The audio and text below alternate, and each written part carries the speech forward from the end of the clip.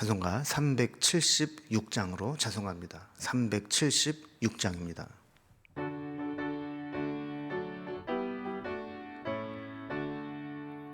나그네와 같은 내가 힘이 부족하오니 전능하신 나의 주여 내 손 잡고 가소서. 하늘 양식 내게 먹여주소서. 하늘 양식 내게 먹여주소서. 수정 같은 생명수로 항상 되어주시고 불과 구름 기둥으로 갈 길 인도하소서. 나의 주여 힘과 방패 되소서. 나의 주여 힘과 방패 되소서. 요단강을 건널 때에 겁이 없게 하시고 저기 배는 가나안 땅 편히 닿게 하소서. 나의 주께 항상 찬송 드리리. 나의 주께 항상 찬송 드리리. 아멘. 아멘. 오늘 함께 나눌 하나님 말씀은 신약성경 요한복음 6장 1절에서 15절까지 말씀입니다. 요한복음 6장 1절에서 15절까지 151면에 있습니다. 이 말씀을 제가 봉독하겠습니다. 그 후에 예수께서 디베랴의 갈릴리 바다 건너편으로 가시매 큰 무리가 따르니 이는 병자들에게 행하시는 표적을 보았음이러라. 예수께서 산에 오르사 제자들과 함께 거기 앉으시니 마침 유대인의 명절인 유월절이 가까운지라. 예수께서 눈을 들어 큰 무리가 자기에게로 오는 것을 보시고 빌립에게 이르시되 우리가 어디서 떡을 사서 이 사람들을 먹이겠느냐 하시니 이렇게 말씀하시면 친히 어떻게 하실지를 하시고 빌립을 시험하고자 하심이라. 빌립이 대답하되 각 사람으로 조금씩 받게 할지라도 200데나리온의 떡이 부족하리이다. 제자 중 하나 곧 시몬 베드로의 형제 안드레가 예수께 여짜오되 여기 한 아이가 있어 보리떡 5개와 물고기 2마리를 가지고 있나이다. 그러나 그것이 이 많은 사람에게 얼마나 되겠사옵나이까. 예수께서 이르시되 이 사람들로 앉게 하라 하시니 그곳에 잔디가 많은지라. 사람들이 앉으니 수가 5,000명쯤 되더라. 예수께서 떡을 가져 축사하신 후에 앉아 있는 자들에게 나눠주시고 물고기도 그렇게 그들의 원대로 주시니라. 그들이 배부른 후에 예수께서 제자들에게 이르시되 남은 조각을 거두고 버리는 것이 없게 하라 하심으로 이에 거두니 보리떡 5개로 먹고 남은 조각이 12바구니에 찼더라. 그 사람들이 예수께서 행하신 이 표적을 보고 말하되 이는 참으로 세상에 오실 그 선지자라 하더라.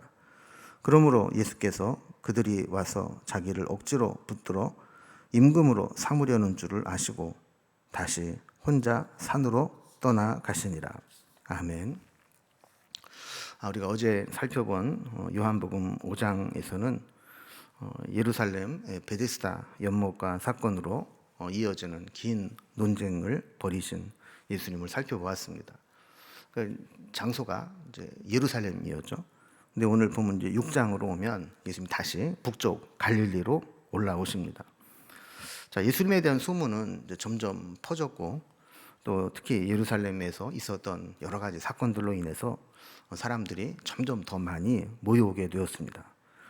예수님은 모인 자들에게 말씀을 전하셨고 그동안 식사 시간이 지나게 되면서 모인 자들에게 오병이어의 기적을 행하면서 그들의 먹을 것을 해결해 주는 장면이 나오게 됩니다. 이 오병이어의 사건은 유일하게 사복음서에 모두 기록된 기적 사건입니다. 여러 기적이 있지만 마태, 마가, 누가, 요한 이 4개의 복음서에 다 기록되어 있는 기적은 이거 하나밖에 없습니다. 자, 뭔가 그만큼 이제 중요하고 또 사람들의 마음속에 각인이 되었기 때문에 이 성경 저자들은 이 사건을 다 기록을 한 것이죠. 자, 오늘 본문은 이렇게 오병이어의 사건으로 우리가 알고 있는 그 기적을 배경으로 하고 있는데, 단락별로 좀 구분을 해보면 먼저 1절에서 4절까지는 오병이어의 사건이 일어나게 되는 배경의 정황을 설명합니다. 자, 그리고 5절에서 9절까지는 거기 모인 사람들에게 음식을 어떻게 먹일 것인가 하는 것들을 시험하게 되고 여기에 대한 제자들의 반응이 나오게 됩니다.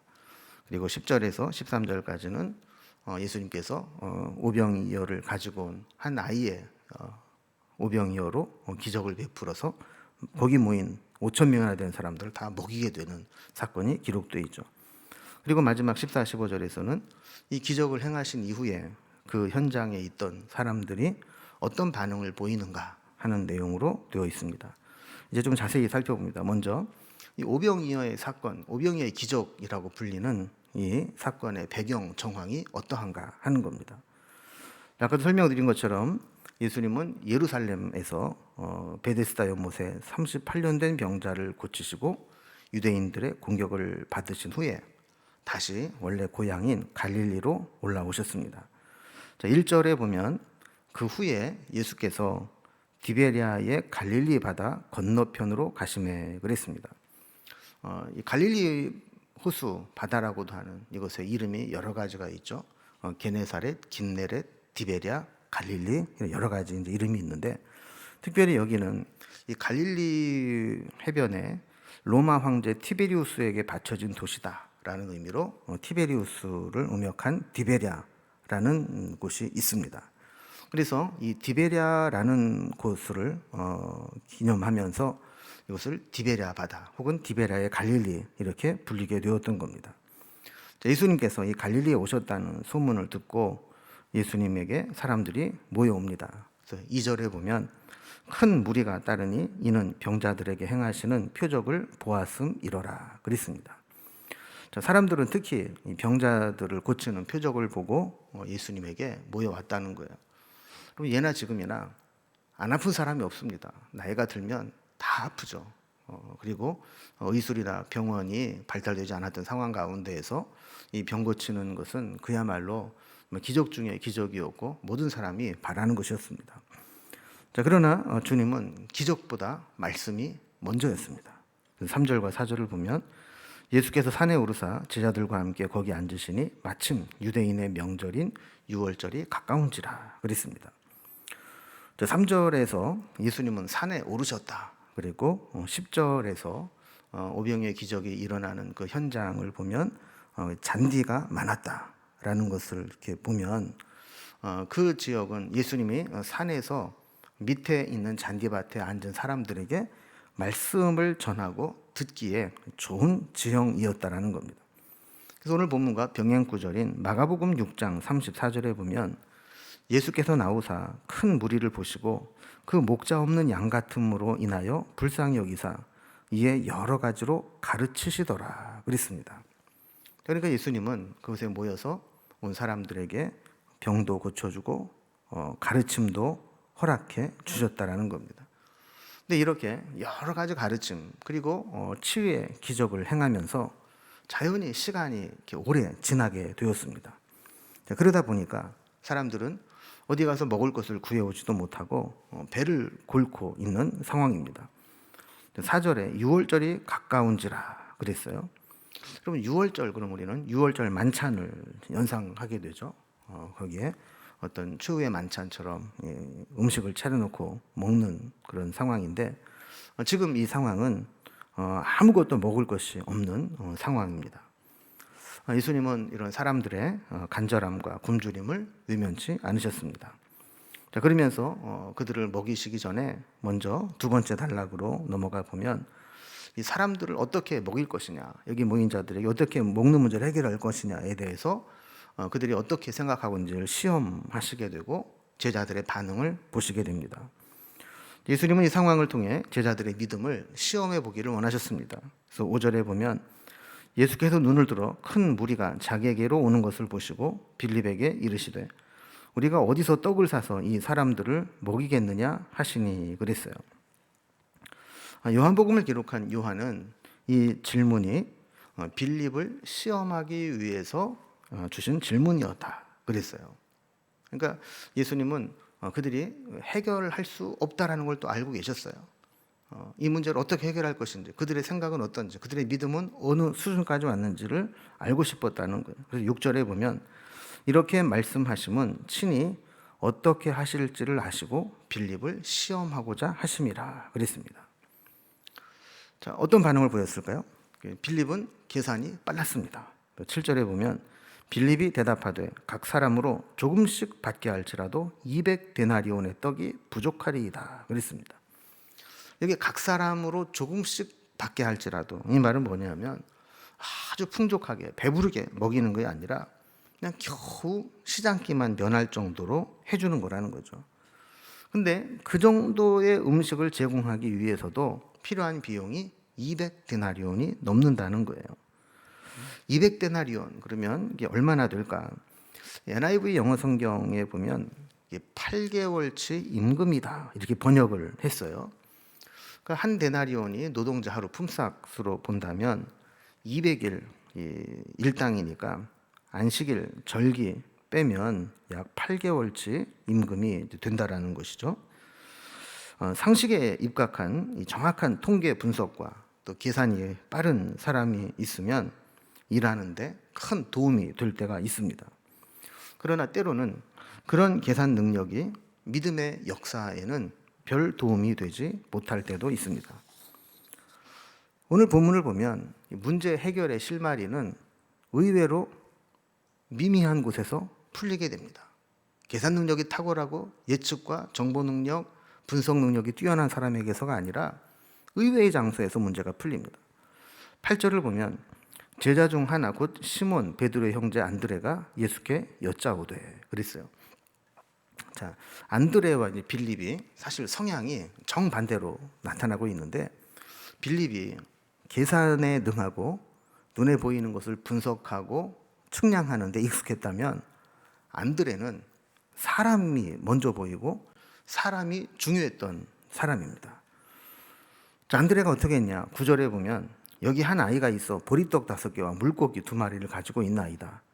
그러나 그것이 이 많은 사람에게 얼마나 되겠사옵나이까 그랬습니다. 자, 안드레가 데리고 온 어린아이가 있는데 그의 도시락을 함께 가지고 온 겁니다.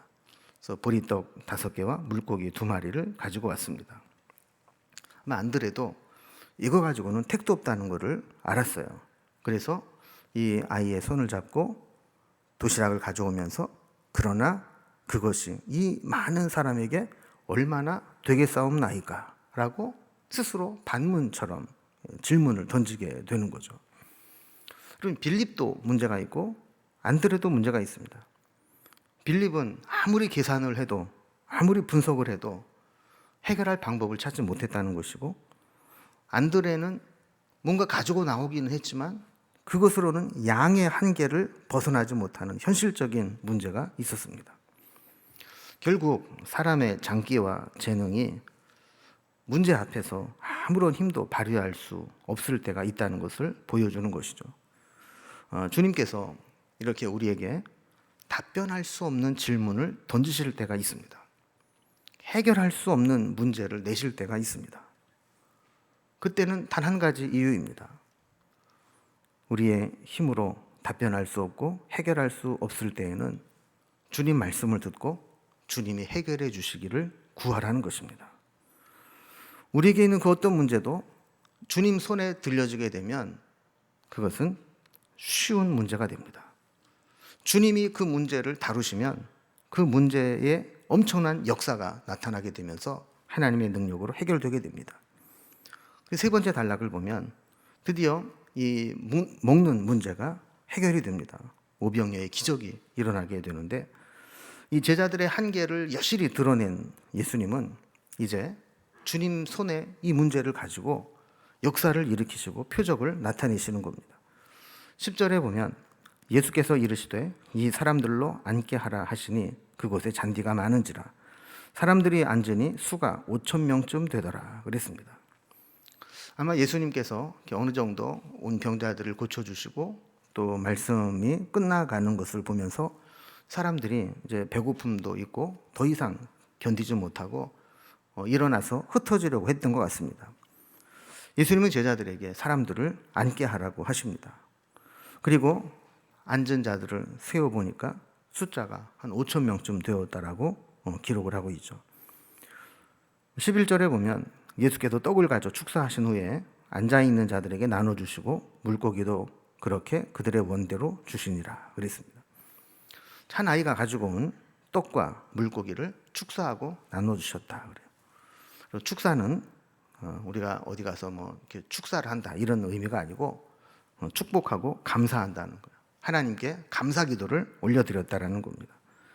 자, 이렇게 축사하시고 축복의 감사 기도를 드리신 후에 그것들을 이렇게 나누어 주셨는데 그들이 원대로 주셨다 그래요. 요즘으로 말하면 무한 리필입니다.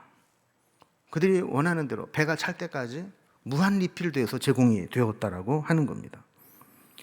아까 이 빌립의 계산은 사람들이 시장기만 속일 정도로 조금씩만 받게 할지라도 200데나리온이 넘는 돈이 필요하다라는 계산을 했는데 예수님의 나눔은 원대로 무한 리필되는 나눔이었습니다. 마치 하나님께서 광야로 이스라엘 백성들을 이끄신 후에 60만 명이나 되는 이스라엘 백성들을 매일 만나와 메추라기로 먹이신 사건이 연상되는 그런 장면입니다. 예수님이 오병이어를 가지고 얼마나 나눠주고 무한 리필이 되었느냐 하면 12절과 13절을 보면 그들이 배부른 후에 예수께서 제자들에게 이르시되 남은 조각을 거두고 버리는 것이 없게 하라 하시므로 이에 거두니 보리떡 5개로 먹고 남은 조각이 12바구니에 찼더라 그랬습니다. 자, 그들이 원하는 대로 배불리 먹었어요. 먹다 보니까 남았어요. 이 남은 것을 버리지 말고 한번 모아봐라. 그래서 모았더니 12바구니에 찰 정도라 그랬어요. 여러분, 주님이 계산을 잘못해서 더 넘치게 많이 만들어 주신 것이 아닙니다. 이것은 우리의 부족함을 풍족히 채워주고도 넘치도록 남게 채워주시는 분이 우리 주님이라는 사실을 보여주기 위해서 이렇게 남는 것을 확인하게 만들어 주신 겁니다. 오늘 말씀을 보면요, 내 손에 있을 때의 오병이어는 한 어린아이의 작은 도시락에 불과하지만 이것이 주님 손에 들려지게 되면 이 오병이어도 결코 작은 게 아니라는 겁니다. 5천 명을 먹이고도 남는 그런 어마어마한 기적의 통로가 되는 것입니다. 우리도 내 손에 움켜쥐고 내가 가진 게 너무 작다고 원망하고 불평하고 있을 때는 그게 아무것도 아닙니다.